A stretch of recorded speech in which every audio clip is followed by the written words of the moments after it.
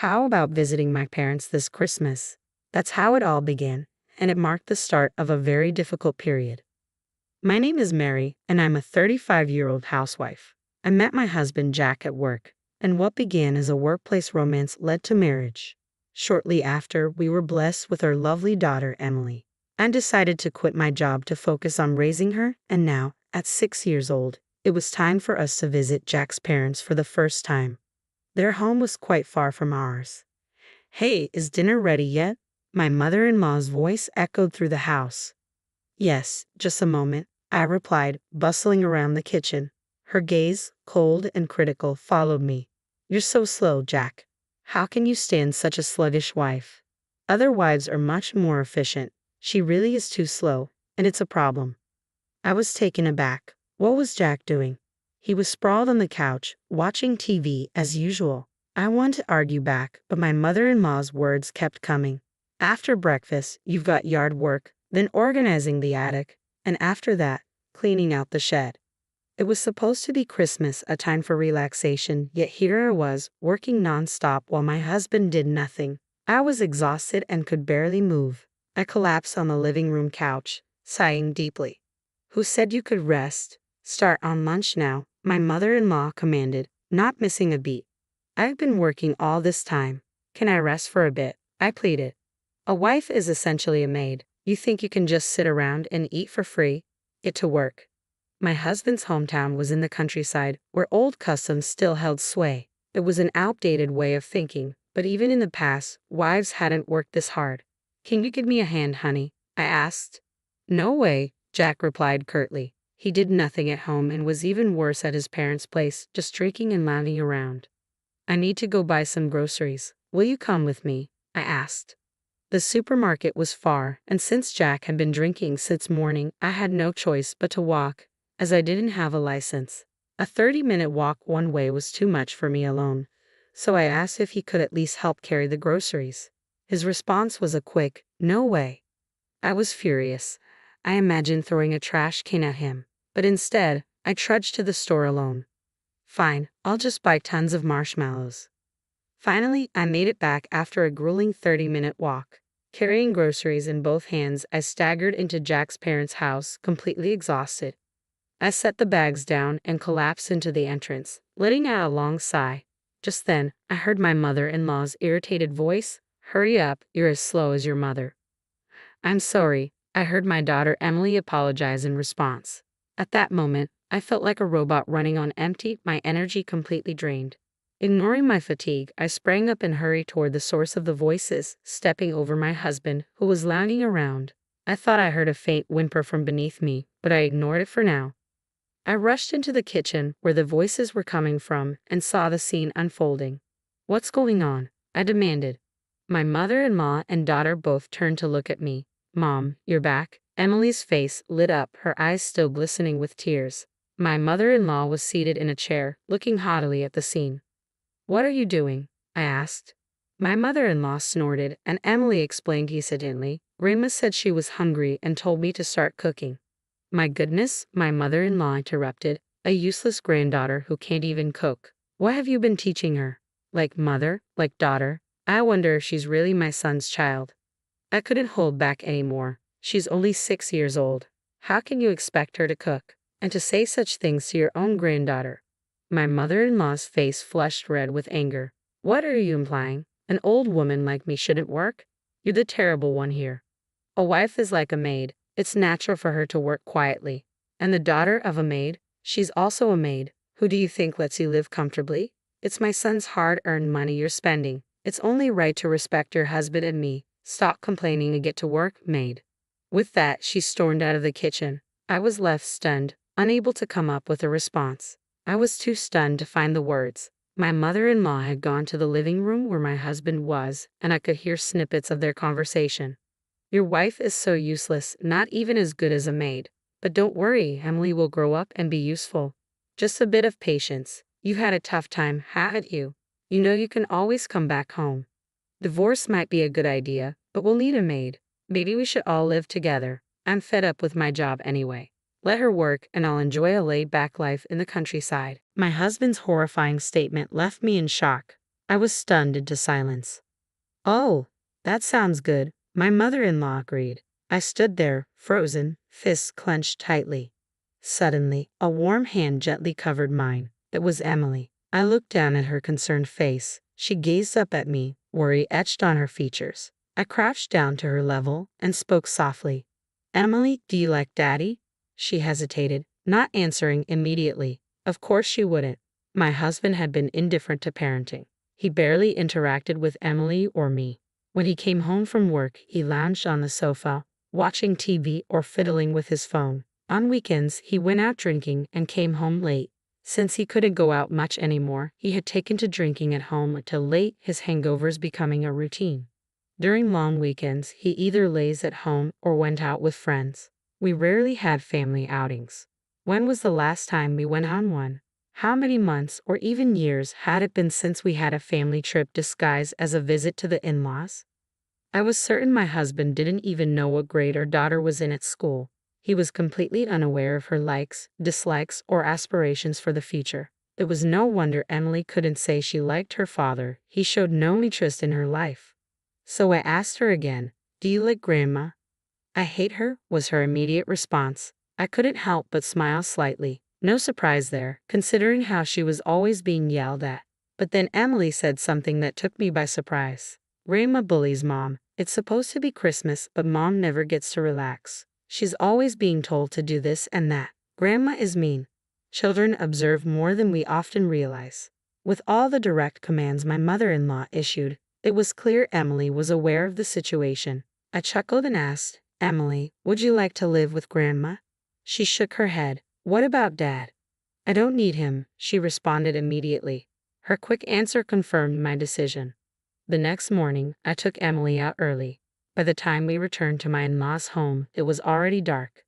As we walked in, my mother-in-law and husband, looking irritated, were waiting for us. Finally back. "Where have you been?" my husband demanded.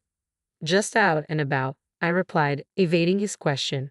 My mother-in-law commented, "Young wives these days." "Fine, you're officially a maid now." "Hey maid, I'm hungry. Where's dinner and tea?" As usual, she was the boss. I silently served tea to both of them. When my husband reached for his teacup, I swiftly snatched it away. "What the heck?" he exclaimed, looking dumbfounded. I then deliberately poured the tea over him. "Don't worry, it's cooled down," I said. "That's not the point," he protested. I continued pouring the tea, skillfully dodging his attempts to grab the cup. I set the teacup down with a clink. "How dare you, you air maid!" My mother-in-law's eyes bulged with anger. "Shut up," I said firmly. "I am not your maid or anything else." I retorted fiercely, and my mother-in-law stood up, ready to yell.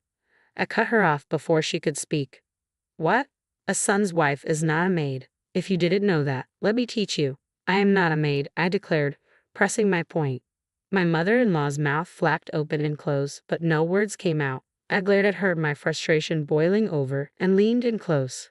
Her face contorted with anger, and she let out a high-pitched scream, clearly uncomfortable with our proximity. Unbothered, I moved even closer until our faces were only inches apart. "Listen carefully," I said, my voice firm. "There is no system in this world that lets you exploit a daughter-in-law as you please. I will protect my family, but I have no intention of being a family servant." "What? I am your husband's mother. I am family. You should protect me and follow my orders," she retorted, her face turning a deep shade of red. "Are you okay in the head? If I were really a maid, I wouldn't be family. How can you claim to be family if you're treating me like a servant?" I replied calmly. Her face, which had been pale moments before, flushed bright red. "How dare you talk to me like that? You're so rude. Who do you think you are? I am your mother-in-law." "Save the jokes for when you're alone," I said, cutting her off. I had been incredibly patient, but my tolerance had reached its limit. "And what about your granddaughter? Do you think she's a maid too?" I added, leaning in closer. Her face turned pale again, like a traffic light, showing her weakness. The disparity between her grandstanding and her actual behavior was disappointing. Her bravado had crumbled with just a little resistance, revealing her shallow nature. I pulled back, narrowing my eyes in disgust. My mother-in-law, now pale and trembling slightly, was clearly shaken. I turned to my husband, my frustration evident. "Now it's your turn." "Oh, Okay, my husband replied weakly, his voice almost pathetic. I glared at him. What have you been doing while your wife and daughter were treated like maids? I was just playing with my phone and drinking beer, he mumbled. I used their mistreatment as a sort of background for my drinks. How privileged, I said coldly. Sorry doesn't cut it. If you need the police. No, no, he screamed in a panic as I shouted with a fierce expression. He tried to hide behind his mother, attempting to escape. Frustrated and with a headache, I decided to get straight to the point. I pulled out a piece of paper and held it up. Just sign this and we'll be done with it. Ha! What's this? My husband, peeking out cautiously from behind his mother, asked. They look like a turtle and its hatchling. The color drained from his face as I explained. It's a divorce agreement. We're getting divorced, so I won't be coming here ever again. Both my mother-in-law and husband were left speechless. I've already contacted a lawyer and will start the procedures after the holiday. So, sign quickly. No way, he protested, his voice cracking, almost in tears. I don't want a divorce. I don't want it to be a problem that I won't be around, my husband said, desperation in his voice. You're relieved to have me do everything for you. It's convenient to have me as a maid, and that's why divorce bothers you. Is that so? I replied coldly, caught in your own words, aren't you? This feels like déjà vu. Moments ago, he had screamed at me in terror of my anger. Regardless of whether he signed the papers or not, I was determined to proceed. I had already informed my family. Emily, are you ready? I called out. Yes, Mom, she responded cheerfully, popping her head out with her own bag in hand. I've packed all my stuff.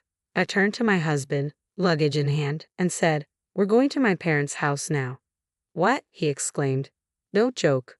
The only joke here is your behavior, I said firmly. A husband who visits his family just to treat his wife and daughter like maids is no joke. We'll discuss the divorce properly with a lawyer. Goodbye. With that, I picked up our luggage and, alongside Emily, headed toward the entrance. My husband followed desperately. Wait, you can't live without me. I stopped abruptly and slowly turned around. He did the same, confusion on his face. Did you forget something? I asked. What's that? He replied, puzzled. Don't you remember? I was more successful and earned more than you before I left work for pregnancy. Even then, I was making more than you do now. His face went ashen. Had he forgotten we once worked at the same place? His selective memory was astounding. It's been a while since I quit my job, I continued, but it's time to start working again, little by little. My parents have said they'll help, and I plan to stay with them for a while. I'll gradually return to work. Even if I can't earn as much as before, I'll manage. No, I will make it work. Seeing my resolve, my husband was nearly in tears. I'm sorry, I'll change. I swear, please just don't divorce me, my husband pleaded, desperation in his voice. You had many chances to change, but you wasted them all. It's too late to regret it now. With that, I reached for the front door. Wait, my mother-in-law called out, irritation evident in her tone. I turned back to see her with a troubled expression. What is it? I asked, my voice rising in frustration. What about my dinner? She demanded. I don't care, I shot back defiantly. And with that, we truly left her house. Emily and I headed straight to my parents' home. They greeted us with warm smiles. Well, what a rough start to Christmas, my mother said kindly, encouraging us to sit in the living room. Relieved, Emily began peeling an orange. Christmas is really about family gatherings, I reflected. It was tough, but I hope next year we can spend it in peace. With that thought, I resolved to make a wish. The next day, the divorce negotiations with my husband, who continued to insist he didn't want a divorce, were challenging. However, given our daughter's rejection of her father, we managed to finalize everything. The alimony was paid in a lump sum. I couldn't trust him with anything else. As a result, the apartment was sold, and my ex-husband Jack moved back in with his mother. Things took a turn when my ex called, complaining about how things had unfolded. It seemed the neighbors had noticed how I had been overworked, and news of our divorce spread quickly through the rural gossip network. My former mother-in-law was now looked at unfavorably by the community. Well, that's understandable, I thought. Calling one's daughter-in-law a maid is unacceptable, no matter the setting. It's incredibly outdated. As a result, my former mother-in-law became more reclusive and began treating her son like a servant. They argued daily, and Jack's complaints over the phone didn't concern me. I planned to let him know that the alimony had been deposited and then hang up. "You're getting what you deserve," I said coldly. I could almost hear his despair on the other end. "Please help me out a little. I'm Emily's father and she's my mother's granddaughter." I smiled to myself and replied, "I'm busy right now." "What's with that tone? I'm tipsy and can't help you." "Wait a minute. I admit I was wrong," he started to say. "Why do you think I'm coming to help?" I yelled and hung up. I promptly set his number to reject calls. Laughter, they say, brings good fortune. I couldn't stop laughing for a long while.